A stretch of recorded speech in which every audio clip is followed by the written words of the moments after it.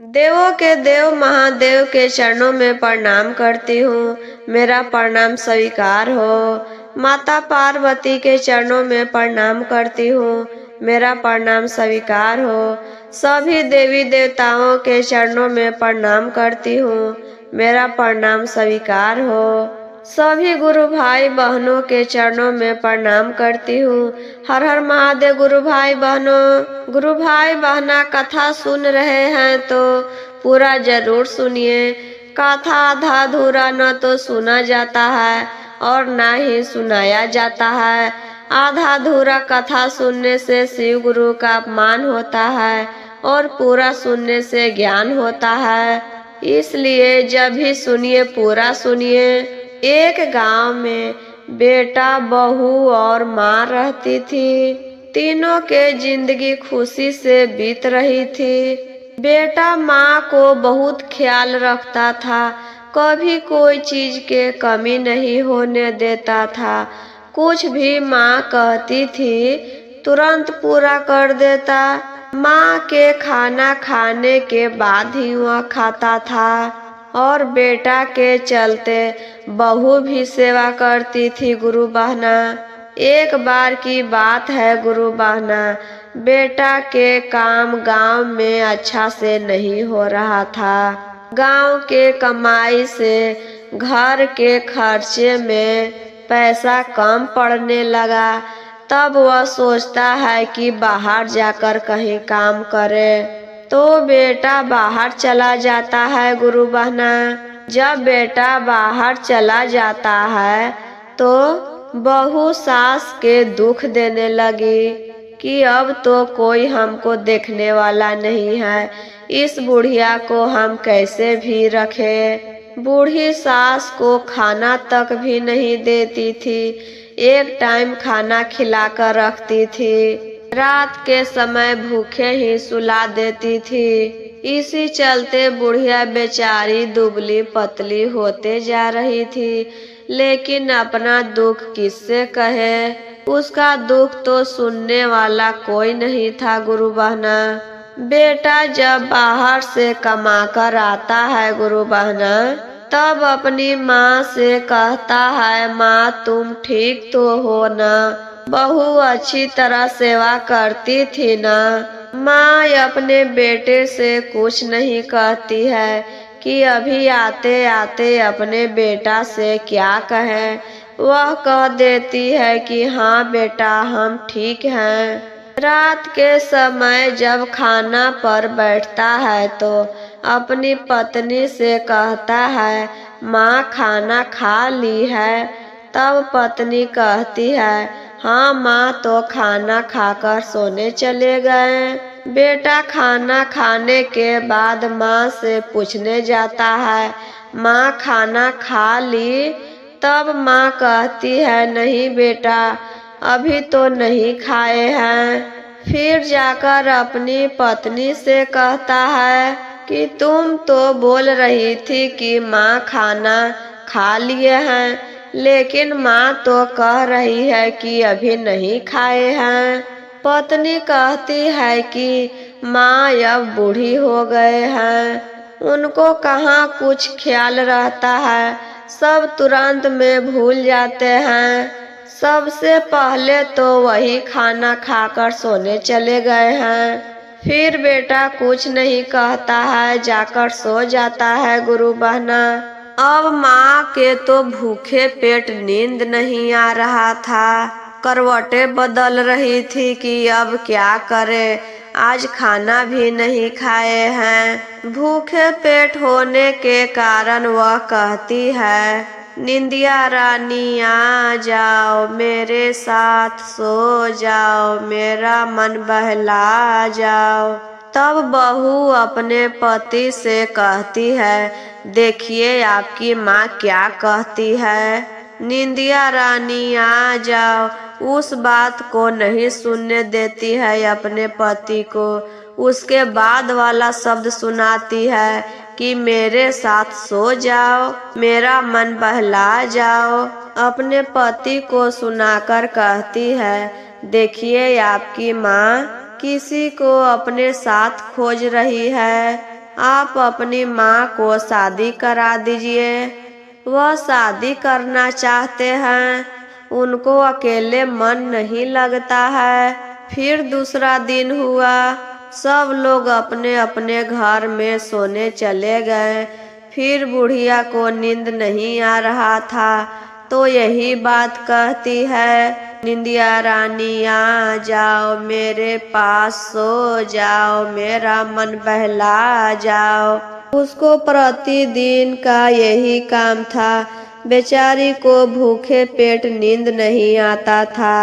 बहू तो एक टाइम खाना खिलाती थी, रात के रात रोज भूखे सुला देती थी और भूख के कारण निंदिया रानी को बुलाती थी। लेकिन बहू अपने पति को सुनाती थी कि मेरे पास आ जाओ, मेरा मन बहला जाओ। सुबह उठकर बेटा कहता है अपनी माँ से, माँ तुम अपने लिए सहारा चाहती हो। माँ बेचारी तो सोचती है कि हम अब बूढ़ी हो गए हैं, तो अब हमको तो एक सहारा के जरूरत है। मेरा सहारा तो बेटा ही बनेगा। इसीलिए बेचारी कह देती है कि हाँ बेटा, बुढ़ापे में किसी न किसी के तो सहारा की जरूरत होती है। यह सुनकर बेटा भी सोचने लगता है कि सही में माँ के शादी करने का मन है। यह सोचकर वह निकल पड़ता है शादी करने के लिए वर ढूंढने। एक लड़का को खोज देता है और शादी के लिए दिन भी बता देता है। बताए हुए दिन के उधर से ढोल बाजा बजते हुए आता है बुढ़िया के दरवाजा पर। बुढ़िया माई अपनी बहू से पूछती है, बहू अपने दरवाजा पर बारात किसका आया है? मेरे घर में तो पोता पोती कोई नहीं है, तो बारात किसका आया? बहू कहती है, यह बारात तो तुम्हारी आई है। आपके बेटे आपको शादी करवा रहे हैं। आप ही तो कहते हैं कि मेरे साथ सो जाओ, मेरा मन बहला जाओ। इसीलिए आपके बेटे आपके शादी करवा रहे हैं। अब तो बुढ़िया बेचारी कुछ नहीं करती है कि अब तो बारात आ गया, अब क्या करे। शादी होने के बाद बुढ़िया डोली में बैठी विदाई हो गया। अब तो बहू बहुत ही खुश हो गई कि चलो बुढ़िया से पीछा छूटा, अब बुढ़िया के सेवा भी नहीं करने पड़ेगा। अब तो दूसरे घर में चली गई है, अब हमको तो आराम ही आराम है।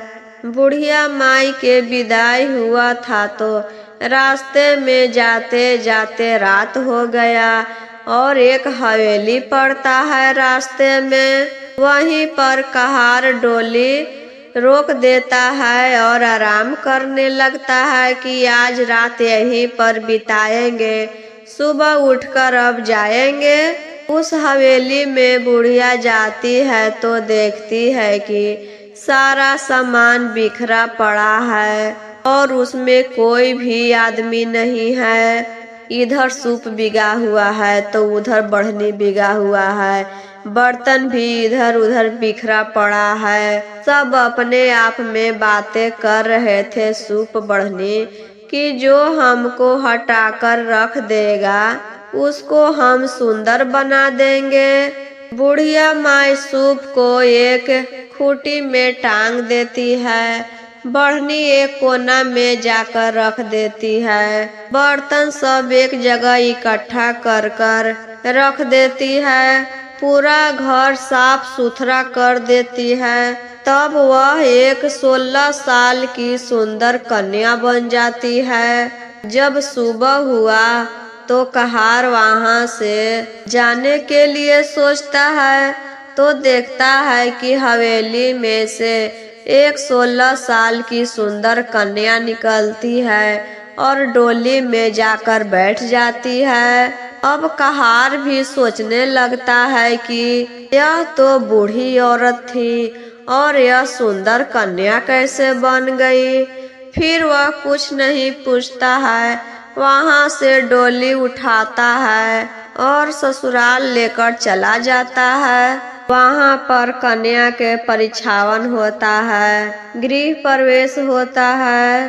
कुछ महीने बीतने के बाद इधर बुढ़िया के बेटा था तो उसके दोस्त सब हंसने लगे, तुमने तो अपने माँ के शादी करा दिया, लेकिन अपने माँ को ले आने कब जाएगा? शादी किए तो कई महीना हो गया है, अब अपनी माँ को घर नहीं लाओगे? यह बात सुनकर घर आता है और पत्नी से कहता है कि जा रहे हैं कुछ दिन के लिए अपने माँ को लाने। पत्नी कहती है कि क्यों जा रहे हैं माँ के लाने? माँ तो कहती थी कि मेरा मन बहला जाओ, तो उनको यहाँ अकेले रहने के लिए क्यों लाने जा रहे हैं? रहने दीजिए उनको वहीं पर। बेटा अपनी पत्नी के बात नहीं मानता है और माँ के लाने के लिए चल देता है। बेटा वहाँ पर पहुँचता है तो बहुत स्वागत होता है, अच्छे अच्छे पकवान मिलते हैं खाने के लिए।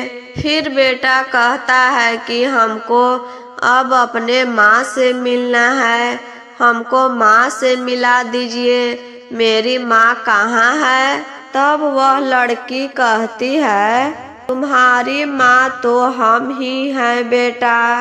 बेटा कहता है कि मेरी माँ तो बूढ़ी थी और आप तो एक सुंदर लड़की हैं। माँ अपनी सारी बातें बताती है कि रास्ते में आते समय एक हवेली था, वहाँ पर सारा सामान बिखरा पड़ा था।